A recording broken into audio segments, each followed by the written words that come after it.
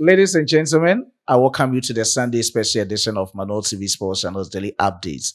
And I'm dedicating this whole update to the Black Queens of Ghana for the smiles, joy, and happiness they brought to our faces yesterday. It was very amazing, and I have to compliment them in this video.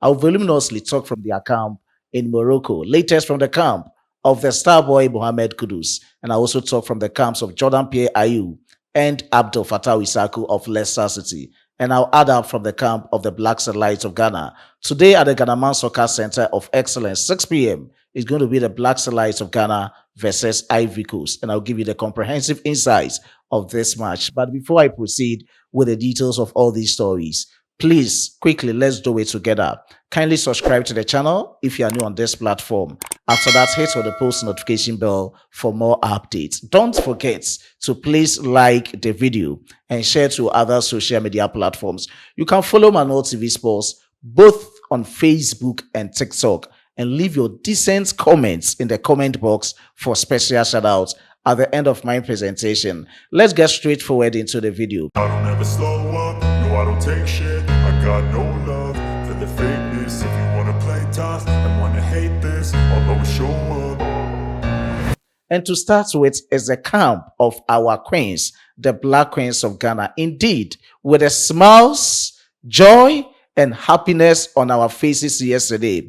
It was very amazing, and I'm going to compliment them in this video. The overview of Ghana obliterating Algeria in the quarterfinal stage of the competition on the penalty shootout was overwhelming for we Ghanaians. And looking at the match, let me just give you the review of the game. With my side of the view, I could say that the Black Queens of Ghana were able to defeat Algeria based on our defensive resilience and also our penalty-taking composure against Algeria.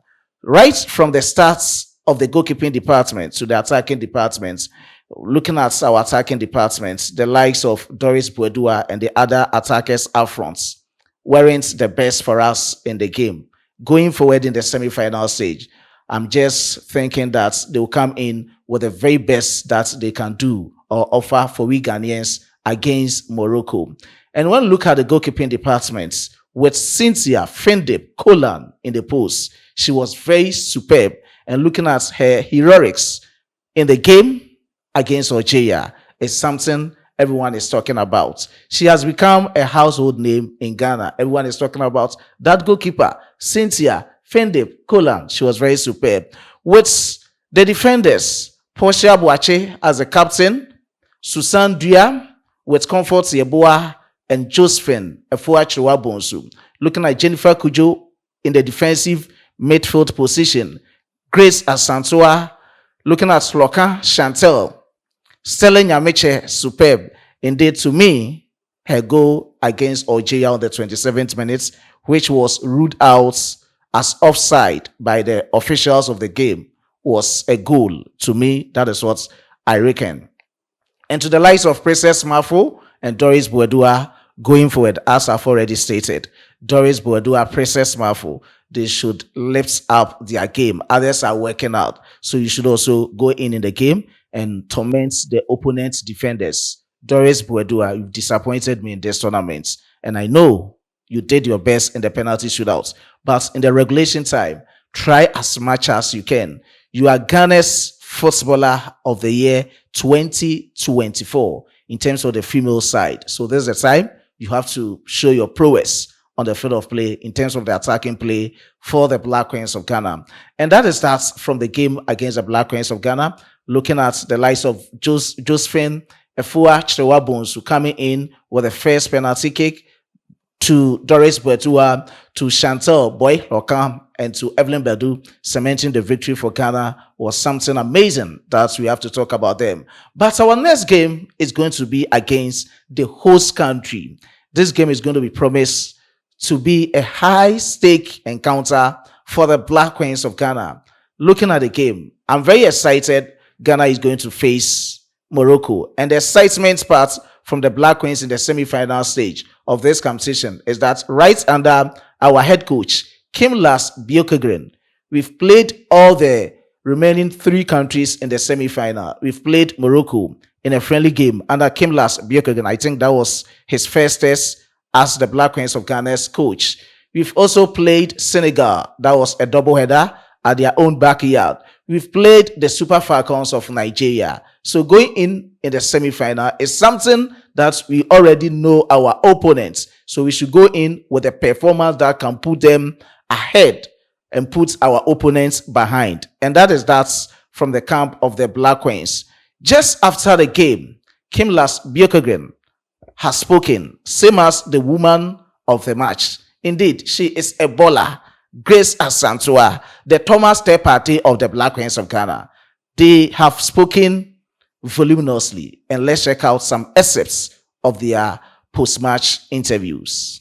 I said it also after 2 games that I felt that we were a little bit unlucky in the first 2 games. Actually, I think we played pretty well, and I know how it is in football. Okay, one day you have a little bit unlucky, or you're unlucky, and the next thing it switch. Okay, so you get what you deserve, and I think it's in some way today it was in the end. I mean, penalties, it can go in all different directions, but I believe that we had a little bit unlucky at the start of the tournament, and it came back now today. I mean, and the group is, I think it's always important in a tournament that you are growing as a group, okay? It's not, if you're looking at the best teams in the tournaments, even if you look at the men's football or World Cup or whatever it is, it's normally like, it's maybe not the team that win the first game with 5-0 or whatever it is that's going to win the whole tournament. It's that team that keep growing and taking it step by step, and you have players that showing up like that you haven't seen before, and I think it's amazing with this group how they are moving forward the whole time, and players that are taking their chances. I mean, so I'm happy to be a coach for this really great group of talent players. I mean, here and now we need to enjoy the victory and celebrate a little bit tonight. But of course, it's going to be tough to play the semi-final far away from here. I guess it's going to be breakfast tomorrow, a little bit recovery training, and then the bus to Rabat. That's probably going to take the whole day, and then it's just 1 day of recovery training in Rabat, and then it's game again. So. Of course, I wish that we had 1 or 2 more days, but that's the life as a football player and a coach, to mentally recover, and for them maybe more physical recovery, and then be ready to do everything we can in the semi-final. But of course, it's going to be a hard job for our med team now to help the players to be as ready as possible. Yeah, a lot of emotional. I would say, but most of all, I'm happy for the players and for the other coaches, the staff, everybody that works so hard around the team. They're doing a great job. It's so many that deserve this victory. So I'm really happy for them. I'm proud of their girls. Really like hard work that they're putting in today. It's amazing. I didn't say that much before the penalties. Of course, we have doing penalties in the training and things like that. So I had a plan for it before we took them, but in the end, I just said it doesn't matter if we win or we lose this game. I'm sad and I'm really proud over how hard they worked and everything they did. So I told them to try to just enjoy and take care of this movement. And if I take the goalkeeper, Cynthia is someone that I've been talking to a lot when it comes to penalties. That's try to move a little bit, try to be a little bit bigger, show that she really wants to make the saves. And we watched, for example, the Swedish goalkeeper the other day against England that did a great job from the line, and now she did it. So it's so fun to see that how many great saves she did, and a really big hero for us today. This will not be my best game, because those who know me know Grace Asantua, and this is not going to be my best game. As we are going forward to the semi-final, they will see more. And Also, I would say as we are going to the semi-finals, we are not ending here. We are taking this mentality to the semi-finals, and I know for sure we are going to win the cup. So we shall like akwanya kakraka we like Black Queens Ghana nyinaa yana na ɛyɛ na ɛsombo kɛse nti sɛ wohwɛ ne game ya ɛyɛ ade a akwala bi asi so na ɔkɔ a ade a wɔpɛ sɛ wɔ achieve no and go being so good Ghanaians and Black Queens yɛ timi achieve because wobisa each player bi aba like menyɛ sure sɛ ɛnɛ like Black Queens player bi awura ɛmfi ɛnɛ ade a ɛnɛ yɛtumi ayɛ nti no asidan kwa na mde ma Ghana for e support a omode a support ye nim se ye kwanko ye nim no ye hope se betimi agika ko na dia bakana. So that is it from the camp of the Black Queens of Ghana. But let me just clear these doubts for people to know how things are going. The 2024 WAFCON tournament, we are playing it in 2025. This was supposed to be played in 2024. It's not going to serve as a qualifier for the 2027 FIFA Women's World Cup. You should note that. CAF has introduced separate tournaments for the 2027 FIFA Women's World Cup, and it will be played just after this AFCON tournament, and it will be late this year, around September, October, to the early stages of next year, 2026. So let me just clear this doubts out. Others were asking in the comment box, and I needed to clarify it for you to get to know the right stand as to when the next World Cup in terms of the women's side will be, and the country is going to compete in terms of they being eligible for this competition. And these are the fixtures for the 2025 WAFCON tournament semi-final. The first one will be between Nigeria, the Super Falcons, versus South Africa, Bayana, the defending champions, at the Labi Zaoli Stadium, exactly 4 p.m. Ghana time, 5 p.m. Morocco time, 5 p.m. Nigeria time, and 6 p.m. South Africa time. And that is that. It will happen coming Tuesday, 22nd of July, 2025. Same dates with different time. Exactly 7 p.m. Ghana time will be the second semi-final game between the Black Queens of Ghana and the host country, Morocco. Highly contested game, but the one between Nigeria and South Africa will be another game of different level. Let's see how things will be going. And let me just give brief of the third place and the final or the ultimate. So the losers will face off for the third place on the 25th of July 2025, exactly 7 p.m. Ghana time, and the winners will also face off in the grand finale stage at the Olympic Stadium. The losers will face off at the Labi Zaoli Stadium, and for the ultimates will be on the 26th of July, exactly 8 p.m. Ghana time at the Olympic Stadium. I'm just tipping Ghana to face Nigeria in the grand finale stage of the competition. Just leave your predictions in the comment box. Now, let me shift my focus to the camp of the star boy, Mohamed Kudus, and other performances of Black Stars players. Mohamed Kudus has his debut game for Tottenham Hotspur. Let me say his unofficial debut game because it was a pre-season friendly against Reading. Just after the game, Tottenham Hotspur annihilated Reading by 2-0. It's not any news when Tottenham defeat Reading. Reading, when they come into Ghana, you see that they are Division 2 side. They are playing in the EFL League 1, meaning Division 2 side in Ghana. And they did their best, even though Mohamed Kudus, the star boy, gave a superb assist. Let me just give a vivid description of Mohamed Kudus' assist, the first of its kind for Tottenham Hotspur. Indeed, he had impactful moments in his debut outing with Tottenham Hotspur. It was a corner kick. Kudus Mohamed took the corner kick, and this corner kick caused a bit scramble in the 18-yard box, which the ball ping-ponged around the 18-yard box. It finds its way back to the star boy Mohamed Kudus. In the left side of attack, Kudus, just with his awareness and composure, gave the ball to Luka Vuskovic, and he slotted home nicely for Tottenham Hotspur. And indeed, it was a superb one. Aside that, Kudus was dazzling. Looking at the skills, indeed, the swashbuckling performance on the field, his explosiveness. Kudus, indeed, he will be tormenting the EPL defenders this season. That is the 2025-2026 EPL season. And let me just talk brief about his successes. Let's have a glance on our screens. It was Tottenham Hotspur 2, Reading 0. Mohamed Kudus played 47 minutes. He came in as a substitute to Alfie Devine. And just after that, with the 47 minutes, he didn't score, but he assisted. And I've given you a valid description of what the assist was.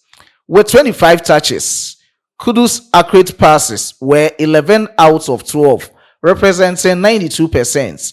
Key passes 4. Crosses in terms of accuracy, 1 out of 7. Long balls in terms of accuracy, 2 out of 2. Shots on target, 0. Shots off target, 0. Shot block, 0. Dribbles, he attempted 1. The one dribble attempt was successful for the star boy Mohamed Kudus. Ground duels, he had 2 out of 5. He attempted 5 and 2 were successful. Aerial duels, he didn't attempt any. And that was it. Possession loss, 9. Fouls, 0. Interceptions, 0. Total tackles, 1, 0. And dribbled pass, 1. So these were the statistics of Mohamed Kudus in his unofficial, that is what I would say, debut outing for Tottenham Hotspur. And as we've had a full glare of it, it was very impactful moments for the star boy Mohamed Kudus. Just after the game, his head coach, for the very second time, has spoken about Mohamed Kudus. In as much as Kudus was competing in his debut game for Tottenham Hotspur, it was the debut game also for the head coach of the team, Frank Thomas. He has was lyrical about Kudus again. He said Kudus' telepathy on the field of play is superb. Looking at his twist and turn on the field, indeed, it was very exciting watching the star boy Mohamed Kudus. Let's have a look of what Thomas Frank has to say about the star boy. Anyone particularly please you today? I know you won't want to pick out individuals, but obviously, look, it's Mo Kudus, his first game for Spurs, and he looked bright, didn't he? Anyone else? Lucas, obviously, his first game, first goal, first assist. Yeah, exactly. So now I thought it was. I thought there was a lot of positive in there. If we start with Kudus, of course, he's the newest one. I thought he was exciting to watch. He had 4 or 5 very good actions where you can see what he's about, the way his pace, his 1v1 skills, the way he can twist and turn going forward. So I think that was a positive. There was a lot of others where, I get to know them better. Of course, I've watched him a lot over the years, watched him a lot before I got appointed, and in the training, but this is when you see them here now, and when I watch the game back, that's all the details we can go through. Yeah. So that is it from the camp of the star boy Mohamed Kudus. And let me talk about the performances of other Black Stars players. Jordan Pierre-Ayew has continued his top form as it stands as now in the preseason for Leicester City. In his first game, he scored against OH Leuven. I stand to be corrected. It was a direct corner kick goal. And his second game too against ZTE in Hungary, he has also scored another goal. And as you've seen the goal being displayed on your screen, it was amazing from Jordan Pierre-Ayew, taking on defenders, forcing them into the 18 balls, connecting it or slotting home nicely. It's a trademark of Jordan Pierre-Ayew on the field of play. Jordan Pierre-Ayew came in on the 46th minute. He scored a goal on the 70th minute. He came in to replace Kassi Marketeer. And Abdul Fattah Isaku, a compatriot of Jordan Pierre-Ayew, also came in on the 68th minutes to replace Will Alves. He also came in, I think, in the second half. So he played a little bit over 33 minutes and was being substituted by Abdul Fattah Isaku. And it's a piece of good news for Abdul Fattah Isaku. He is finally back from his ACL injury. And that is very exciting for the Black Stars of Ghana as well. Now, let me end my presentation from the camp of the Black Lights of Ghana tonight at the Ghanaman Soccer Center of Excellence. Now, the boys have been separated from the men, and it's going to be an exciting encounter for the Black Starlights of Ghana against the Young Elephants of Ivory Coast. Ghana under 20 versus Ivory Coast under 20. That will be the second semi-final game of the 2025 Wafu Zombie under 20 Cup of Nations tournament in Ghana. Ghana should win so that we will keep that reputation of host and win. We should keep that notion, host and win for Ghana. And it's going to be tonight, Ghana versus Ivory Coast. Whatever will transpire from the game, Manuel TV Sports will keep you posted. So just keep it logged on this platform. But before Ghana versus Ivory Coast will be the Flying Eagles, Ali Zubairu and his team versus Niger. That is going to be another tightly contested game of the 2025 Wafu Zombie Under 20 Boys Cup of Nations tournament in Ghana. I'll end here with my presentation, and I was being supported by my hardworking chief editor, Emmanuel Kwame Asedu, and my amazing graphic designer, Dominic. As we are giving full support to the Black Stars of Ghana, let's give the same energy to the Black Queens of Ghana. So it's go Ghana, go Black Queens. But before that, let me give special shout out to compliment your support and dedication to Manuel TV Sports so far. I do appreciate the efforts of AgriFriend, Justice Daniel, Mr. Bronzy, Ofosu Prosper Dotumon, Mr. Bronzy, AgriFriend Justice Daniel. I do appreciate your support. Chris Love TV, Mr. Bronzy, John Afo, I do appreciate your support. Eric Niama, Asamoah Christopher, Bernarda, Ray 1184. I do appreciate your support. Eric Niama Boss, I salute you from South Africa. I do appreciate your support. Adom Beidu, I do appreciate your support. Olembe Wahab, I do appreciate your support. Gideon Akapo, I do appreciate your support. And Adoma Raymond, I do appreciate your support. And that is that. And let's meet in the next one. As a Frenchman will say, au revoir.